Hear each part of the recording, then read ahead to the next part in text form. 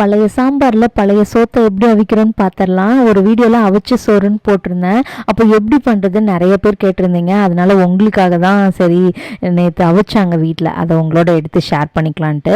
நேற்று மிச்சமாயிடுச்சு சாம்பார் சாதம் நிறையா. ஸோ அதை மார்னிங் என்ன பண்ணுவோன்னா, லைட்டாக ஒரு வடை சட்டியில் முதல்ல சாம்பார் லைட்டாக சூடானதுக்கப்புறம் பழைய சோத்தை அதுக்குள்ளே போட்டு நல்லா மிக்ஸ் பண்ணி கொடுக்கணுங்க. அதுக்கப்புறம் அடுப்பை நல்லா சிம் பண்ணிவிட்டு அந்த சாம்பார் வந்து நல்லா சுண்டை வற்றி அந்த சாதத்தோட நல்லா பிடிச்சிரும்.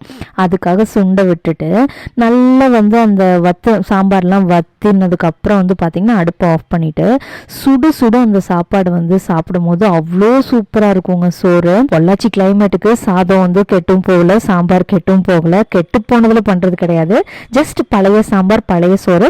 உங்களுக்கு அடுத்த நாள் தாங்காது கெட்டு போயிடும் அப்படின்னு ஃபீல் பண்ணிங்கன்னா மார்னிங் செஞ்ச சாம்பார் சாதத்தை வந்து நைட் இந்த மாதிரி அவிச்சு பாருங்க, சூப்பராக இருக்கும். பழைய சோறுன்ற ஃபீல் வராமல் இருக்கும், டேஸ்ட்டும் டிஃப்ரெண்ட்டாக இருக்கும். இந்த அவிச்ச சோறு ஃபர்ஸ்ட் டைம் நீங்கள் கேள்விப்படுறீங்கன்னா மறக்காமல் என்கிட்ட சொல்லுங்கள். இந்த வீடியோ பிடிச்சிருந்தா லைக் பண்ணிடுங்க, அப்படியே நம்ம சேனலை சப்ஸ்கிரைப் பண்ணிடுங்க. இது வரைக்கும் சப்ஸ்கிரைப் பண்ணி சப்போர்ட் பண்ணுறவங்க எல்லாத்துக்கும் ரொம்ப நன்றி.